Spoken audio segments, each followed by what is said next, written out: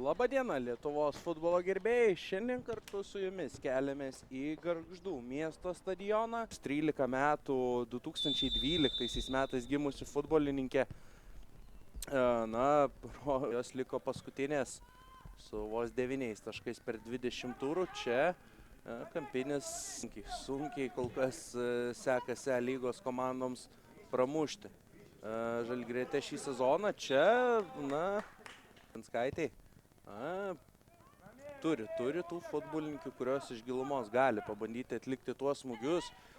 Čia perdavimas į baudos aikštelę ir Bosnijos ir Hercegovinos rinktinė 2-0. Čia vėl žalgiriečių ataka, pavojinga situacija, Ajasi ten krenta ir kokybės sudėtyje yra daug ir tuos tikslus galės įgyvendinti šiemet žalgirietės. Contreras baudos aikštelėje geriau atrodo, bet tų didesnių kažkokių progų.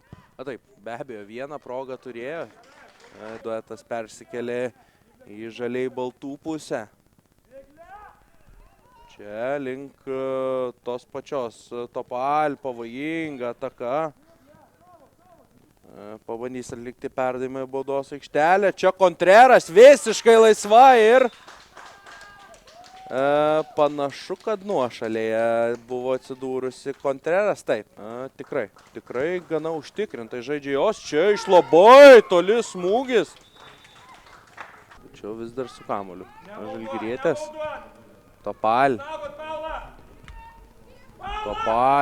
kokie jos čia vaizdas, bet žinaite, su kamuoliu.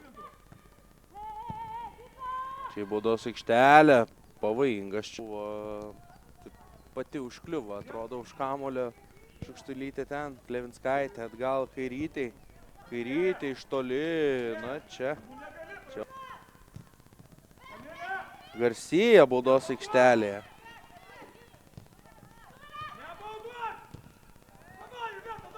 Vėl Garcia. Dabar iš toli paband. Jau galima jas pradėti maišyti. Topal. Dabar į baudos aikštelę Garcijos smūgis. Ir Garcijos smūgis virš vartų momentų, bet gynyba iš esmės yra tikrai gera, bet puolime nieko nepavyksta. Šias rungtynes jums stebėti padėjau aš, sporto komentatorius Pijus Pacevičius. Ir gero jums likusio šeštadienio.